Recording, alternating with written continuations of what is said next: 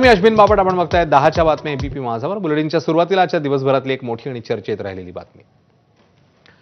लोकसभेतले विरोधी पक्षनेते राहुल गांधींनी मतदार याद्यांमध्ये घोळ झाल्याचा आरोप करत निवडणूक आयोगाविरोधात आरोपांची राळ उठवलेली.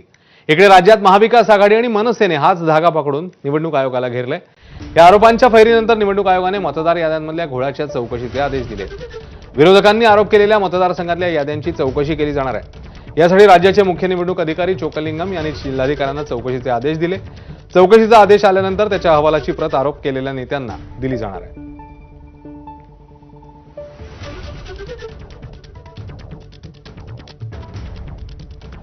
या सगळ्या प्रकरणासंदर्भात सर्वपक्षीय नेत्यांचं काय म्हणणं आहे, त्यांनी काय प्रतिक्रिया दिली आहे ते बघूया. याचा अर्थ निवडणूक आयोग पारदर्शक आहे. तुम्ही जर ते आरोप केले असतील पुरावे द्या. जर चुकीचे असतील तर त्याच्यावरती कारवाई होईल.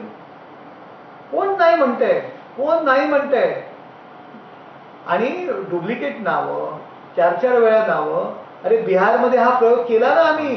जी आमची मागणी होती त्या मागणीच्या अनुरूप आहे का वरना दिखाव्यासाठी हे सगळे पावलं उचलली जातात. तुम्ही लक्षात घेतलं पाहिजे की 2024ची विधानसभा निवडणूक ज्या मतदार यादीवर झाली त्या मतदार यादीवरती मूलभूत आक्षेप आमच्याकडे आहेत. मी आत्ताच कालच त्या ठिकाणी सांगितलेलं आहे की केवळ शेवटच्या 4 दिवसामध्ये 6.5 लाख मतदार वाढले कसे. तुम्ही BLOची अजून तुम्हाला माहिती आहे का, बूथ लेवल ऑफिसर जे निवडणूक आयोगाने नेमायला पाहिजे त्याची अजून नेमणूक झालेली नाहीये. ची नेमणूक करा तर तुम्हाला मतदार यादीमध्ये कोण डुबार आहे, कोण एका घरावर 10, 20, 25 लोकांचा रजिस्ट्रेशन झालंय, या सगळ्या गोष्टी त्याच्या तर आम्ही त्यांना सांगितलेलं समरी सर्वेक्षण याचं तुम्ही करा.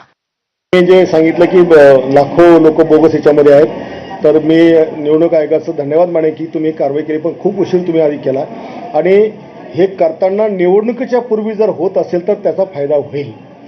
आणि तुम्ही निवडणुकीच्या तारखा डिक्लेअर जर नाही केलं तरी बोगस मतदार कायम राहतील.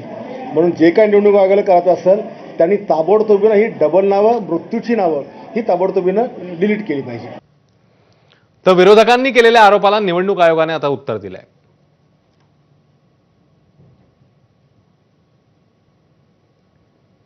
आरोप आहे नागपूरमध्ये एकाच घरात 200 मतदार असल्याचा,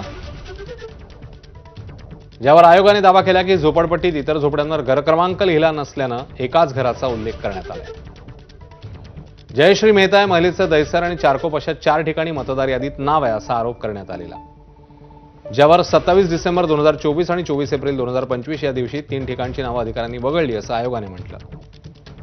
मोहन नंदा बिलवा या महिलेचं भांडूपमध्ये 2 तर विक्रोळीत 1 अशा 3 ठिकाणी नाव आहे असा आरोप होता, ज्यावर भांडूपमधील एका मतदार यादीतील नाव 15 एप्रिल 2025ला तर विक्रोळीतला 9 एप्रिल 2025ला काढून टाकलं असं आयोगाने सांगितलं.